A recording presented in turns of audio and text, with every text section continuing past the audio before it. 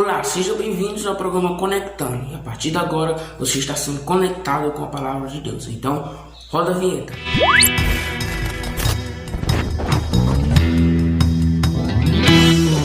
Então, você deve ter entrado nesse vídeo pensando que o programa Conectando ia acabar. Mas na verdade o programa Conectando irá entrar em recesso, podemos falar. O programa Conectando irá passar umas quarta-feiras sem ter vídeo novo aqui no canal e em nossas redes sociais. Por quê? Nesses 3 episódios que teve no programa Conectando, esses 3 episódios foi a primeira temporada. E nós pensamos em fazer a segunda temporada do programa Conectando e assim sucessivamente. Então vai ter a segunda, terceira e quarta temporada. Toda temporada nós vamos modernizar, nós vamos atualizar, vamos trazer estilo de vídeo diferente, vamos trazer vídeos diferentes, tá? E se você gosta do programa Conectando, comente aqui, deixe muito like, se inscreva, nos siga em nossas redes sociais. Porque se você fizer isso, nós iremos saber que vocês gostam e quer mais rápido possível que os vídeos do quadro Conectando volte.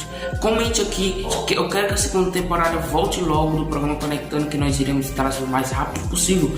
Também deixe ideia de vídeo aqui nos comentários, que nós vamos pegar essa sugestão de transformar em vídeo. Que Deus abençoe em nome de Jesus e fique ligado no nosso Instagram, no nosso Facebook, lá nós iremos postar quando irá sair o vídeo da segunda temporada. Fique com Deus e até a segunda temporada.